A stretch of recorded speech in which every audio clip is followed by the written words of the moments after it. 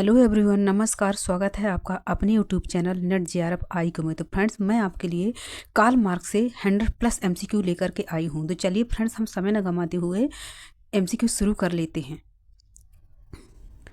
First question देख लेते हैं। कार्ल मार्क्स का समय कब से कब तक माना जाता है? जो कार्ल मार्क्स का समय है वो कब से कब तक माना जाता है? तो जो इनका समय है 1818 से 1883 ईसा पूर्व तक माना जाता है। तो आपका बी नंबर सही हो जाएगा।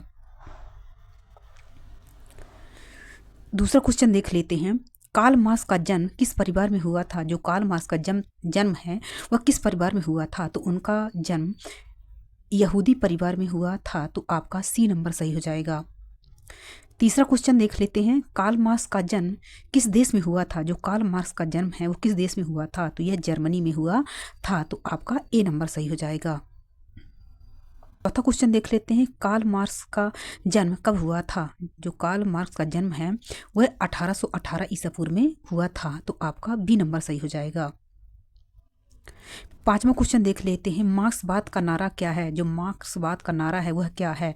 तो वह सर्वहारा वर्ग का विजय। तो आपका ए नंबर सही हो जाएगा। छठवां क्वेश्चन देख लेते हैं। कार्ल मार्क्स का जन्म स्थान क्या है? जो कार्ल मार्क्स का जन्म स्थान है वह क्या है? तो यह ट्रायर है। तो आपका बी नंबर सही हो जाएगा। सातवां क्वेश्चन देख लेते हैं। मार्क्स की विचारधारा को क्या कहा जाता है? जो मार्क्स की विचारधारा है उसे क्या कहा जाता है? तो भौतिकवादी द्वंद्ववाद कहा जाता है। तो आपका ए नंबर सही हो जाएगा। आठवां क्वेश्चन देख लेते हैं। कार्ल मार्क्स के सहयोगी कौन थे? जो कार्ल मार्क्स के सहयोगी थे वह कौन थे? तो वह एंजल्स थे। तो आपका बी नंबर सही हो जाएगा। नौवां क्वेश्चन देख लेते हैं। कम्युनिस्ट मैनिफेस्टो की घोषणा पत्र किस वर्ष प्रकाशित हुई थी? तो ये आपको 1848 ईसा पूर्व में प्रकाशित हुई थी। तो आपका ए नंबर सही हो जाएगा। 10वां क्वेश्चन देख लेते हैं। कम्युनिस्ट घोषणा पत्र के सह लेखक कौन हैं?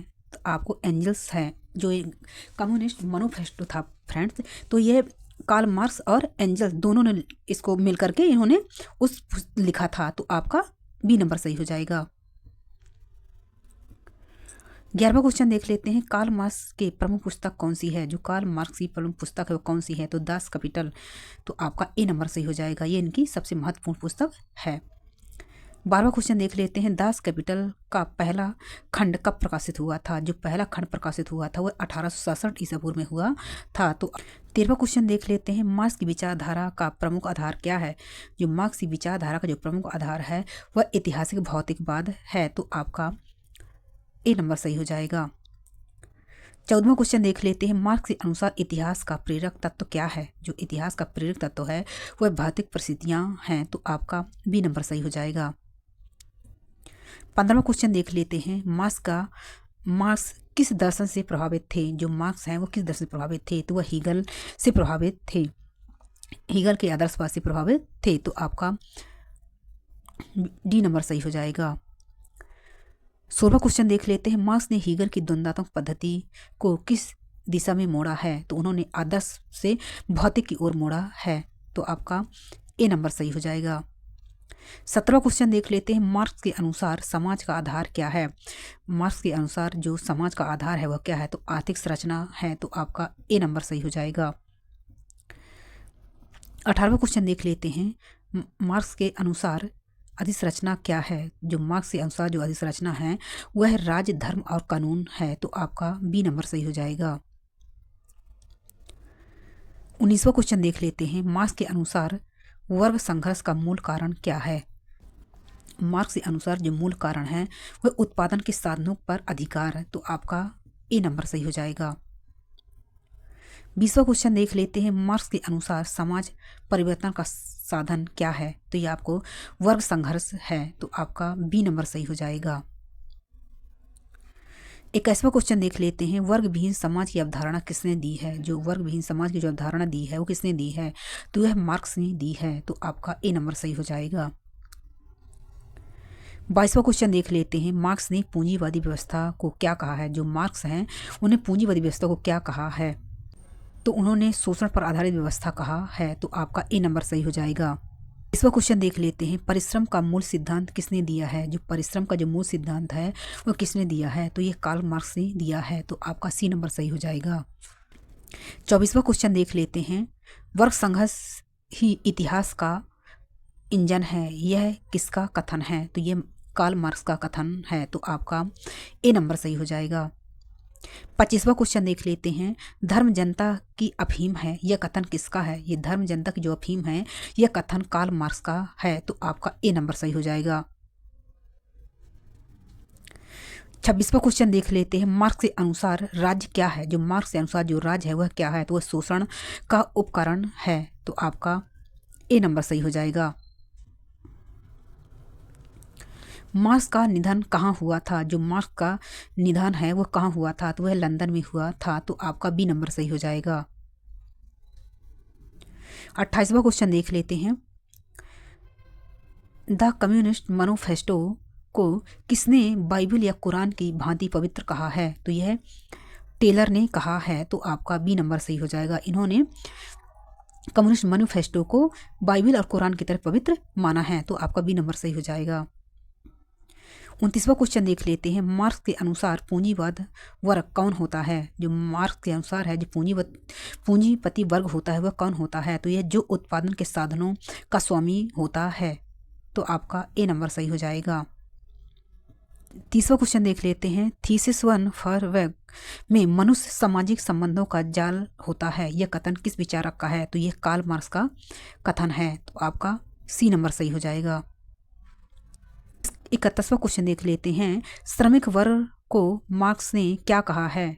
तो श्रमिक वर्ग को जो मार्क्स ने कहा है तो क्या कहा है? तो उन्होंने सर्वहारा और बुर्जुआ उन्होंने दोनों कहा है। तो आपका डी नंबर सही हो जाएगा।